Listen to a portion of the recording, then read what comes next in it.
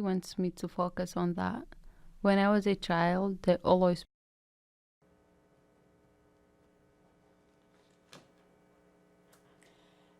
How you doing today? I'm a little scattered right now. When you have a little extra time, sometimes you take a little too much extra time. I am your host, Kim Barnes Jefferson, and today's conversation is all about how do you get back on track. And I always feel like that's like the number one thing people always say. I've fallen off the wagon, or if I can only get back on track. And I find that, it happens a lot, but there probably several times during the year that we all do it more often. And mainly, I think it happens when I want to say it's summer, holidays, vacation, you get busy at work, or maybe your kids' schedules get a little busier. Maybe it's when, you may be taking care of aging family members or sick family members, and your schedule gets out of whack. And so what I wanted to do was to create a show that could help you follow these steps to streamline your stubborn weight loss. So that when you get off track, or maybe you are trying to figure out, like, I'm doing all the things, right? I know that I personally went through that. I was exercising, I was eating right, and looked in the mirror, hopped in the scale, and I'm like, give me something. Give me something.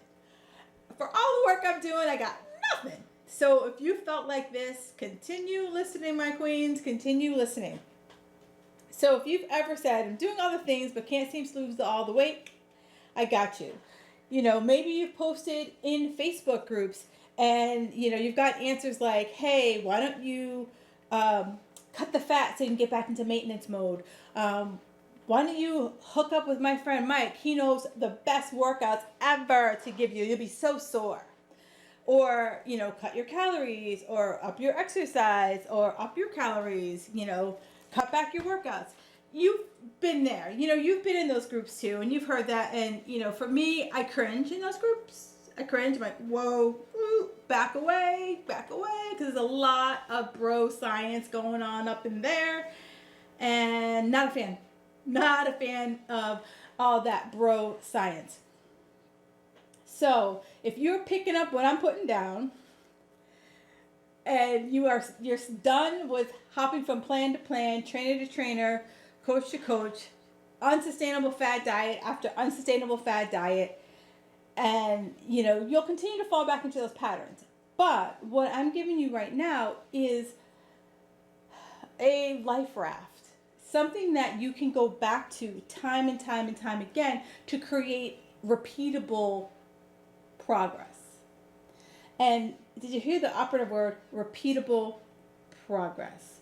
Because I get it. We all are great during the week, Monday through Friday, woo, I made it. Then comes Saturday or Friday night, and Kim Crawford, she's so good. She's so tasty. And then next thing you know, I had a few glasses of Kim Crawford, then I might as well have a little, pick your poisons, some whatever food is your thing, some extra pizza, and then, extra here and extra there. Then, you're back to like, what did I do? I'm going to start again on Monday. So if you're done with this and you want to avoid this vicious cycle, listen up, my magic makers, listen up. So hold on, let me just double check. I have seven. It's a 7-step framework for you to help to create that repeatable success. Help for you to really get more scientific, to use the word by George W. Bush, a little bit more strategery, if you will, about weight loss. Because what I see over and over again is there's no repeatable patterns. What I see is you might do a little of this, a little of that, little of this, little of that, and there's no tracking. There's no writing it down. There's no understanding what you've done, what works for you, and what doesn't work for you. What causes your cravings to go crazy? what causes you not to sleep, what causes you to stress out or where you stress out. There's no real, um, there's no science, if you will. And I know that I hated science, and it's so funny that I do this, but I hated science. But no one gave me anything practical to apply science to. Now that I have some practicality with science, I'm like, oh, hi. Sure, I'll listen in to all the science geeky talk. So let me give you the 7 steps. And then, what I love is feedback. And I want to hear what you think about it. And is that something that can help center you when you feel like you're spinning out of control? The first thing is choose, right? We all have choices. And I want you to decide what it is that you want. And ideally, I challenge my clients to pick one thing. Pick one thing, because that way you stay focused. You're not trying to scatter around, try to do 500 things. I'm going to laser focus, and then I'm going to pick this one thing. So be it I want to run a marathon, be it I want to start a business, be it I want to find a relationship, whatever it is, this applies to all. But I'm going to focus in on fitness because, that's what I do. So if I told myself I was going to lose my muffin top, if I told myself I was going to increase muscles in my shoulders, I'm going to pick that goal and I'm going to see it through to the end. Okay? It doesn't mean that the path might get all windy. The path is definitely going to get windy, but I know where I'm going to end up. So this is me saying this is what I choose.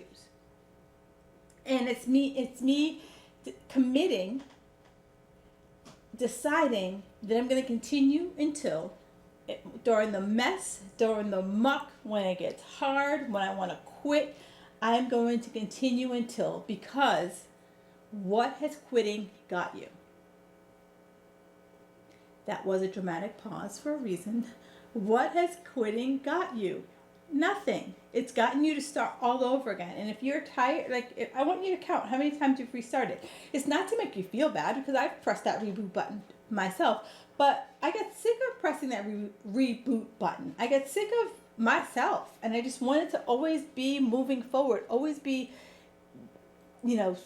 chipping away at that goal.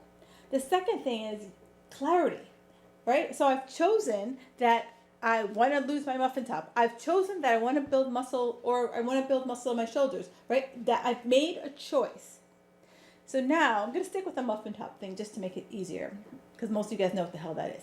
So if I stick with the muffin top, so what do I have to do to get rid of that muffin top? And trust me, it ain't 1,000 abs a day.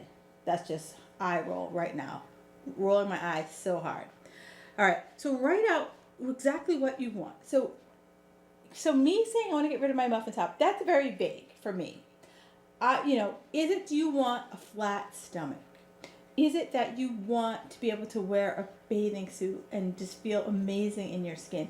Do you have a pair of jeans in your closet that you're like, I don't want to lay down on my bed to stuff myself into?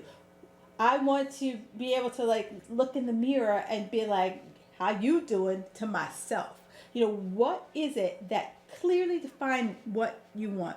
Because this is like punching in the address into GPS so that you're like, we're going to 123 Main Street. We're going to, lose that Muffin Town Village. That's where we're going.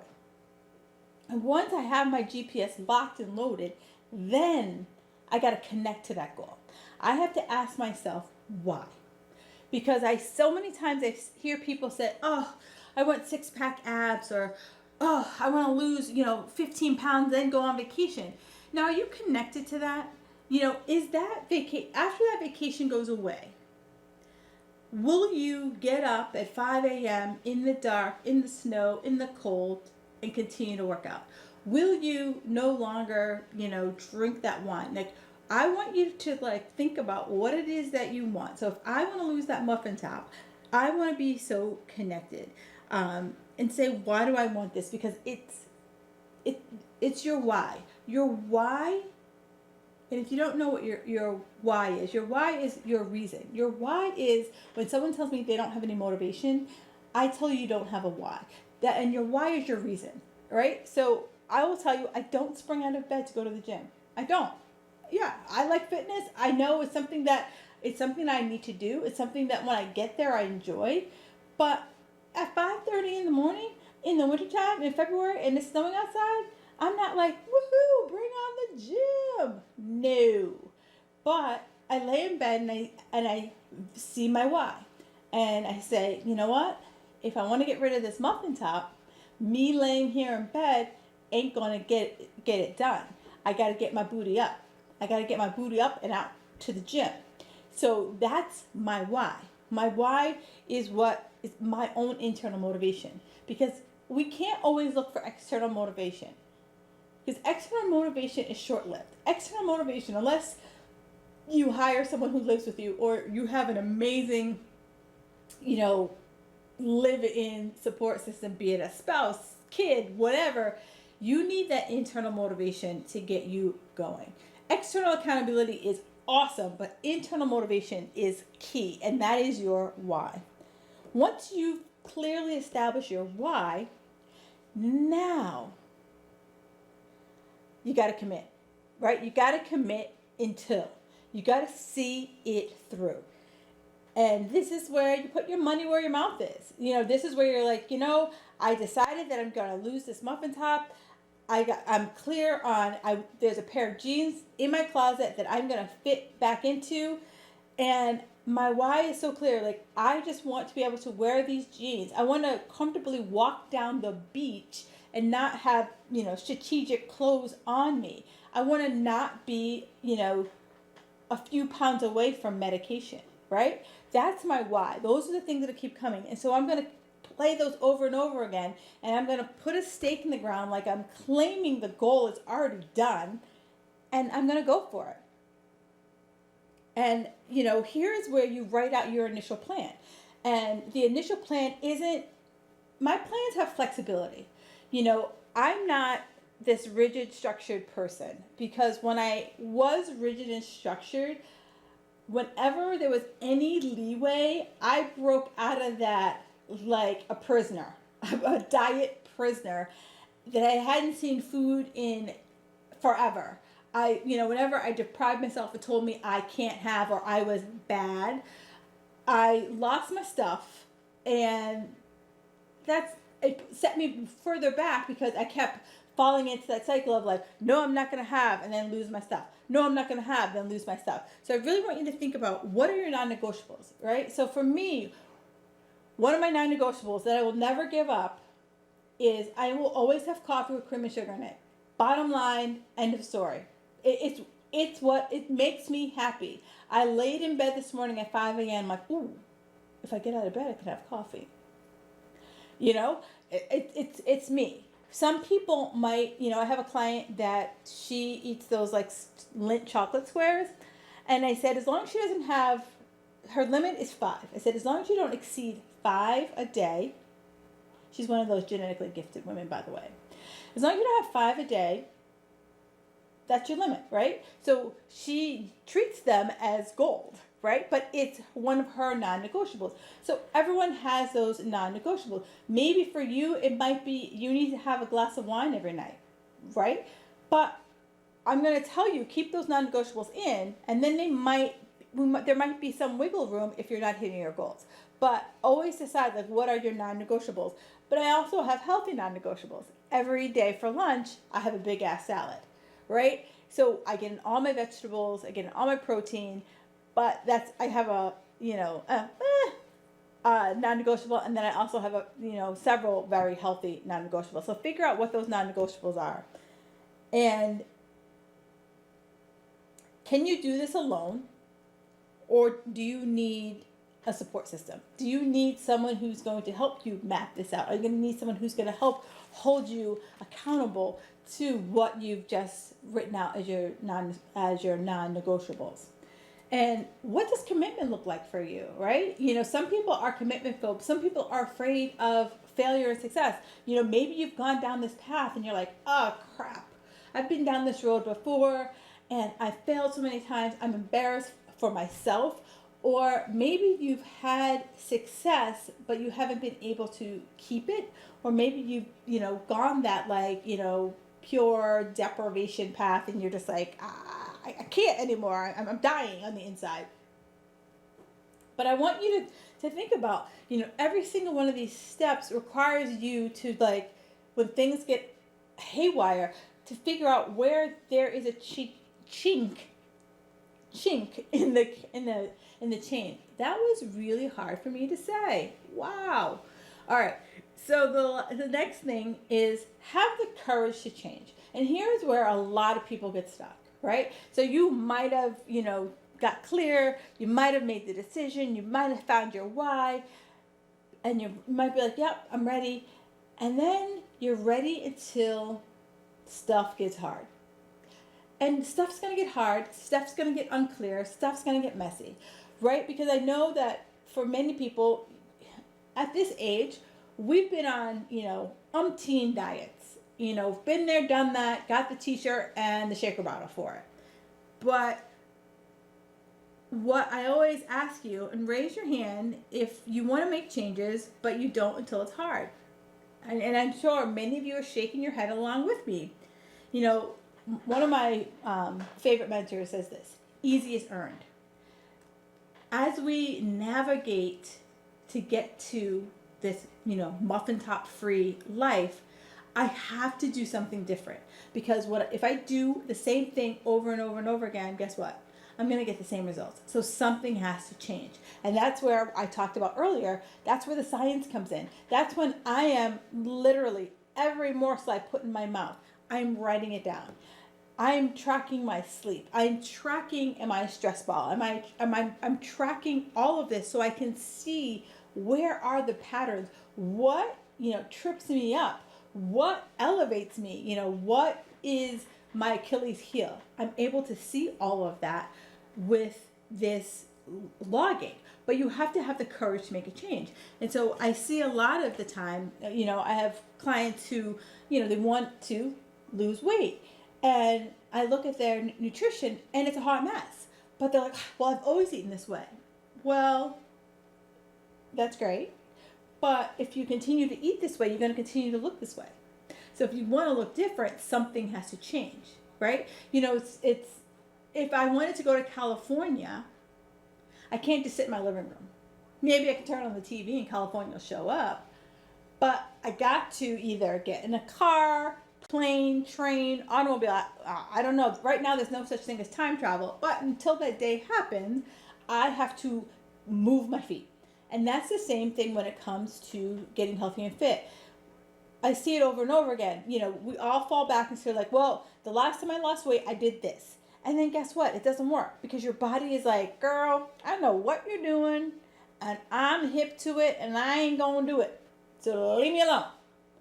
That's our bodies. Our bodies are like, I know everything. I'm smarter than you. I pretend to be dumb, but I'm smarter than you, and I'm not going to give you what you want. So that's why we always have to think of different ways to approach it. Because maybe you eat in a very disordered way. Maybe you eat great food, but you're eating too much, right? So there's always these little micro adjustments that can be made to see, does it get a change? And so I think I've beaten this dead horse. I think I've beaten this to a dead horse, but something has to change. And if you don't know what that is, if you are stuck in the spiral, because I know that happened to me. I was stuck in a spiral for a few years, and I had to hire someone who could look over my shoulder and be like, hey girl, have you ever thought about changing this, and this, right? I was eating too much of good stuff, and I wouldn't have thought that had I not had someone, a third party, look at that for me. So I really want you to think about, it's worth having that 15-minute conversation with a coach. It's worth looking for that third party to help you out. It doesn't mean that you're failing. It just means like, you know what? I can't get out of my own way right now, and I'm done in this tornado. I'm done. Uncle. All right. So then create new habits, right? So many people are like, oh, if I only had willpower. If I only had more discipline. I say bull hockey. All right, you heard me. I said it out loud. It's not the discipline. It's not the motivation. You don't have a great habit setup. James Clear wrote a book called Atomic Habits. Great book. And he says basically we don't have systems. I call them routines. And so I want you to think about some routines that you already have in your life that you just do. You don't even think about them. Brushing your teeth. You know, do you wash your face first or do you brush your teeth first? You know, it varies by the person. Sometimes it varies by the day based on what's going on. Do you wash your hair first or do you wash your back first? Right? It's just little things that we do. Coffee. Do I put cream in before the sugar or sugar before the cream? It's just what we do. So what I always tell people is that you need to come up with, for whatever new habit it is, new habit you want to create, you need to create some habit triggers. And I do a whole episode on, I believe it's episode 5, but I will link it up in the show notes. All habits, whole episode all on habits. And I'm big on habits because habits will keep you going. You know, it's stronger than just having a plan. It's stronger than willpower. It's stronger than discipline. When you create a habit, it's going to last. One of the habits that I've created over the last year is I wanted to increase my water or make my water more consistent. And like I said, I have coffee. So I have my first cup of coffee, and then I have a glass of water. And once I have that glass of water, then I can have my second cup of coffee, right? I teach group fitness classes, and so I fill up my water bottle during the group fitness class, and then I make sure that I drink that whole bottle of water either by the time class is over or by the time I get home from teaching that class. So I have 2 triggers that force me to drink water. But, you know, typically I do drink it during the day, but I have 2 triggers that I've built in to make sure that I get in that extra water that I wanted to get and be more consistent. So take a look at, in the show notes, I'll link it up. It's called The Easiest Way to Create Lasting Habits. And I go into great detail about how to create habits. And then lastly, consistency. That's the holy grail. That's if you've ever seen the movie Pulp Fiction. In Pulp Fiction, he, what's his name? Samuel L. Jackson and John Travolta are looking for this, I think it's either a box or a briefcase, I can't remember. But every time they come across it or someone comes across it, they open it up and there's this giant glow. Well, that glow's consistency, right? That's what we're always looking for. Because when we get to that point where we're doing things on a consistent level, boom, bang, boom, results are not far behind. And I call this my Fit Girl Magic formula, where if I get great habits that lead to great routines, that lead to consistency, that lead to results. And when I go through this checklist, I can see where things are falling off. Maybe I didn't make a good decision. Maybe I don't have a strong enough why. You know, there's always little, that's what I'm trying to say. There's always little breaks in the dam, right? And, you want to put your finger in the dam and say, okay, what am I going to do about it? And if you don't know what you're going to do about it, that's when I'm like, you know what? That's when support comes in. That's what a good coach is. A good coach is support. A good coach is helps you when you're like, I know what to do, but should I go right or should I go left? Or maybe you don't know what to do and you're like, I just know that this has to stop. I know that I need to make a change. So that's what the bulk of this framework is all about. Is how do I stay in control? How do I not feel? How do I feel like when I start to lose my path, I have something that I can cling to and help me in a repeatable fashion get back to basics. And what I love about the framework is that it doesn't cause me to suffer or struggle, right? Because been there, done that, and that just stinks. It stinks. It stinks, and no one wants to do that. That's why so many people give up, because they're like, I just have to struggle more, or I just have to suffer. No, I'm done with that. That's why I came up with what is one of the non-negotiable. I have a client, she likes ice cream. Well, you can't have a pint of ice cream every night. that's definitely not going to hit your goals. But what we've been able to do is been able to be smart enough that she can have a tablespoon of ice cream and still feel like it's awesome, right? So it's working with people to like help you figure out how do you negotiate and not negotiate in I'm not saying negotiate in a horrible way. I'm saying negotiate. How do you negotiate life so that you don't feel like you're always in these like extremes? Like you're either like on a plan or you're off a plan. Because that rocket ship, like that's just not a way to live. And I'm sure many of you have experienced that, and you're just over it, completely over it. So that I hope you were able to take away one or two things. And if you have more questions about that, definitely hook up with me in my Facebook group. And you can find that at Fit Girl Magic. That's my Facebook group. You can also find me all over the socials. Kim Jefferson Coach for Instagram, and then Kim Barnes Jefferson on Facebook. I would love to hear your takeaways from this episode. That there's always ways to refine it, and I hopefully I can help you do that. I've done this for a few years, and it's been a saving grace for myself as well as for several of my clients. That's all that I have for you. That's all I have for you tonight, and I just want to let you know that you all have magic inside of you, and all you have to do is just like let it go, like let go of the rules, let go of the doubts, and you can make this happen. I just request that you do me one small favor. If you can rate, review, and subscribe, that would be absolutely amazing, and I would thank you so much for thank you so much for all of you who have done that previously. I read them, and like I've just makes my day. So